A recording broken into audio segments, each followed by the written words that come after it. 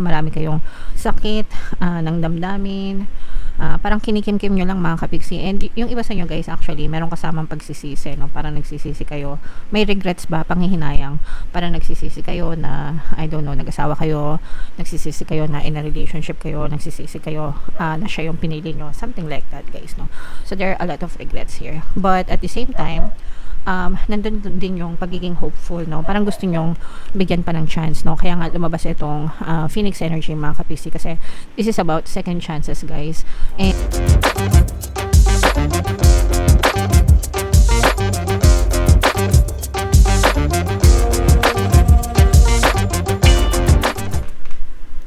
hello guys, hello Pisces, welcome back to Pinoy Pixie Tarot. Ang pamagat ng episode natin for tonight is silip sa pag-ibig kapalaran para ngayong June mga kapiksi, para sa Pisces, Sun, Moon, Rising Sign, and Venus.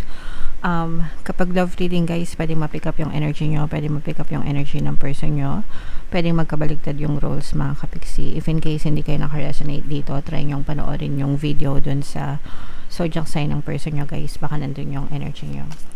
So unahin natin tong deck na to mga kapiksi. Tingnan natin yung mga energy surrounding your relationship. Kung ano yung maka-resonate, guys, take that message, kasi hindi lahat ng mensahe ay mag-resonate sa inyo. So for some of you guys, this relationship is over, no? Tapos na yung relationship na to.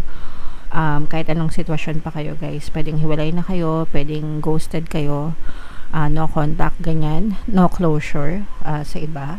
Pwedeng kayo pa pero parang cool off, malamig, hindi nag-uusap, ganyan. So for some of you, parang wala ng next chapter itong relationship na to. Kahit na yung iba sa inyo pwedeng umaasa pa, ganyan.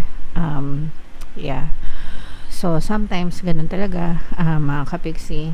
Minsan mas okay pa yun, di ba? Para maka-move on na kayo sa next, di ba? Kumbaga para wag nyo nang antayin, wag na kayo magsayang ng ilang oras, panahon, ilang taon. Move on na para ma-attract nyo yung tamang person na deserve nyo sa buhay nyo mga kapiksi. Okay? Okay. For some of you naman, mga kapiksi, so ito naman bago, no? So pwedeng umi-exit na yung luma mga kapiksi para pumasok yung bago na karelasyon or bagong energy sa love mga kapiksi. So pwedeng merong bagong partner o specific person na dumating sa inyo guys. Pwede rin na bumalik, no? Magbalik. Pwedeng mamatay yung old relationship nyo ng person mo, pwedeng marikindle, panibagong chapter yung ibig sabihin mga kapiksi. Okay? So parang renewed relationship din guys. Alright? Excuse me. And another message naman for some of you, pwedeng soulmates kayo nitong person na to mga kapiksi, no? So life partner, ganyan. Or pag sinabing soulmates mga kapiksi, two souls, two souls na soulmates, very compatible or compatible kayo, and kumbaga parang kahit na may mga difficulties kayo and mga problems, ganyan, pwedeng nare-resolve, pwedeng nakakayanan nyo lahat mga kapiksi. That's why pwedeng marikindle yung inyong relationship mga kapiksi. While for some of you, pwedeng may second chance, sa iba naman, wala na talaga. Okay? So, alam nyo naman, mararamdaman nyo naman guys kung ano kayo dun sa dalawang yun. Kung meron pa kayong chance or wala na talaga, diba? Sometimes kasi medyo stubborn na lang tayo, no? Pero, kailangan magkaroon ng acceptance, mga kapiksi. So, yung next naman dito guys, ito naman yung mga emosyon na nakapaloob sa relationship na to guys. So yung first, pagod na, no? So merong pagod na sa relationship na to. It's either pagod na kayo sa kanila, pagod na sila sa inyo, or pagod na kayo sa isa't isa mga kapiksi. Kaya malakas yung energy na tapos na yung relationship kasi pagod na sa mga nangyayari. Okay? And ito, overwhelmed, ibig sabihin nito, drowned na kayo, no? Pagod na, drowned na sa dami ng mga patong-patong na problema, patong-patong na pag-aaway, patong-patong na issues na hindi na na-resolve, mga kapiksi. Nagpatong-patong na lang, guys, no? And yung iba naman sa inyo, parang bored na, pwedeng bored na sa iyo yung person mo, o kaya bored ka na sa kanila, wala nang growth, wala nang improvement, nagkasawaan na. So may mga ganun talagang klase ng relationship, mga kapiksi, no, na parang nawawalan na ng interest dahil sa boredom, mga kapiksi. So comment down below if meron kayong naka-resonate dyan sa mga messages na yan, guys. Tingnan natin yung love story nyo, guys, ngayong June. Shuffle natin to, guys, habang sinashuffle ko to. Panoorin nyo muna yung video natin regarding sa ating paano mag-manifest ng abundance video course. Kapiksi, sawa ka na ba sa mga struggles at hirap sa buhay mo? Masipag ka ba at masikap sa buhay ngunit hindi ka pa rin umaasenso? Ilang beses ka na bang nag-attempt mag-negosyo at mag-invest pero palagi ka pa rin nalulugi? Sa pagkakataon na ito ay maaaring may subconscious beliefs ka na nagiging balakid sa iyong pag-unlad at pagyaman. Introducing, paano mag-manifest ng abundance video course. Dito ay matututunan mong ma-overcome ang mga balakid mo para tuluyan ka ng umunlad, umasenso, sumagana, maging matagumpay, successful at maswerte sa iyong kabuhayan, pera, trabaho, negosyo, salapi at kaperahan ng bonggang-bongga. Dali, mag-send na ng email sa pinoypixie@gmail.com at simulan na ang iyong pagyaman ngayon. Alright, so sa lahat ng gusto mag-avail ng course, guys, naka-flash sa screen nyo. Una, meron tayong paano mag-manifest ng abundance video course. Meron din tayong paano mawala ang third party at magkaroon ng harmonious na relationship. And meron din tayong paano pabalikin si ex, revise breakup. So sa mga interesado, guys, mag-send lang kayo ng email sa pinoypixie@gmail.com. So, ito yung ating love energy, mga kapiksi. Pisces, kayo ay represent ng Queen of Cups. Meron dito, guys, presence ng air signs, Aquarius, Gemini, Libra. For some of you, maaring may air element kayo sa inyong natal chart or you may be dealing with an air sign, mga kapiksi. So, dito, guys, nakikita natin talaga yung patong-patong na problema kagaya nga nung sabi natin dito, guys, no?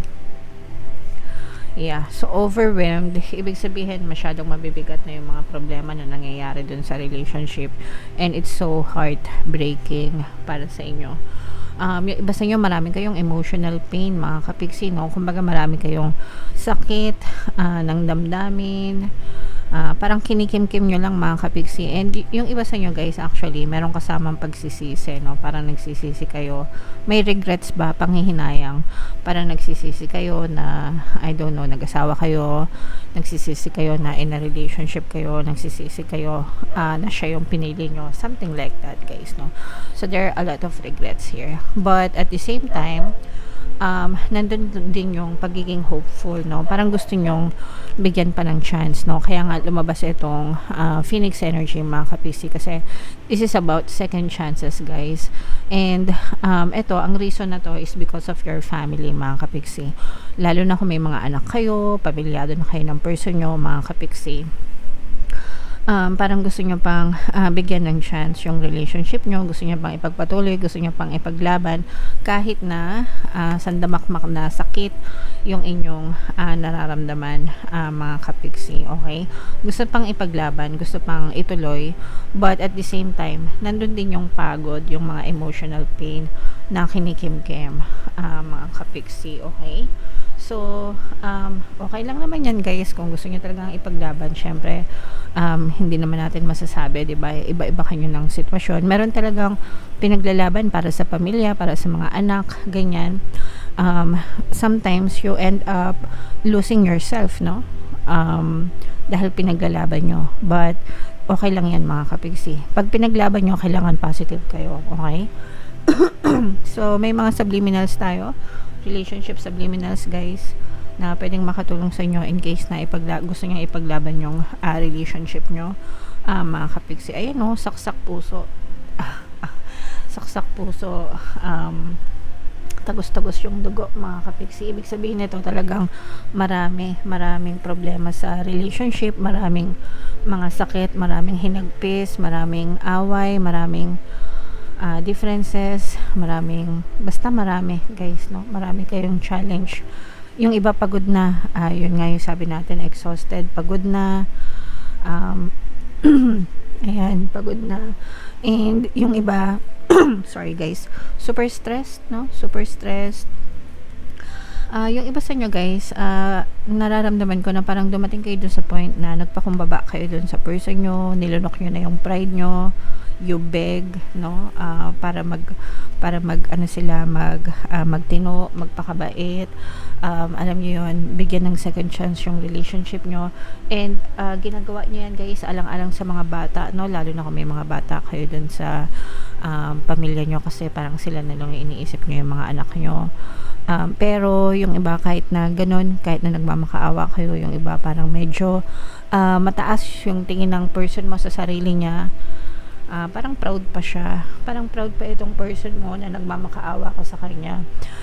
For some reason, mga kapigsi. So, syempre guys, depende na lang yan sa inyo kung gusto nyo pa talagang magstay sa relationship na to. Pero, sabi ko nga, no, may chance na marikindle ito. Pero kailangan nyo magpaka-positive. Kasi ito, nakikita natin, puro negative yung energy na lumalabas sa inyo. So, ito yung sandamakmak na pasakat, mga kapigsi. So, tiyagain nyo lang guys kung gusto nyo magkaayos kayo. Sana hindi kayo makaresonate dito, no? But if naka-resonate kayo guys, may mga relationship subliminals na pwedeng makatulong sa inyo guys. Libre lahat yan sa YouTube. Mga kapiksi, kung gusto nyo mag-avail ng mga video courses natin, pwede rin guys, mag-send lang kayo ng email, okay? So, ito yung ating additional na love message para sa inyo. Love advice, love message. Ayan guys, so let go of the need to control. Mga kapiksi, allow the situation to unfold naturally. Sometimes, no, ganun tayo, parang kinokontrol natin. We're trying to control the situation, trying to control the relationship, yung specific person natin, nang gagalaiti tayo sa galit sa kanila kapag hindi nila sinusunod yung gusto natin, or kapag hindi nila ginagawa yung gusto natin. And sometimes, doon nanggagaling yung frustration kasi, mga kapiksi, no? Kapag pinipilit mo sila, pero ayaw nila, di ba? Syempre, hindi naman natin makakontrol yung mga yan, mga kapiksi. Meron silang sarili nilang free will. So, ipagdasal nyo na lang guys, and ang makakontrol nyo lang is yung perception nyo. Kung ano yung paniniwala nyo doon sa person nyo, kung ano yung gusto nyo paniwalaan about them, yung paniniwala mo sa sarili mo, and yung paniniwala nyo sa relationship, mga kapiksi. Yun lang yung makakontrol mo. So, kung naniniwala ka na magbabago pa yung person mo and magiging ma-okay din kayo, 'di ba? So be it. Pero kung naniniwala ka na wala na pag-asa, so be it, mga kapiksi. Okay? Alright. So, yeah. Comment down below, guys, if feeling nyo naka-resonate kayo dito sa love reading na to, mga kapiksi. For more tarot readings guys, ito yung playlist nyo. Ito naman yung ating success stories ng paano mag-manifest ng abundance video course. Thank you for liking, sharing, and subscribing. See you next time. I love you all, mga kapiksi. Have a nice day. Bye-bye.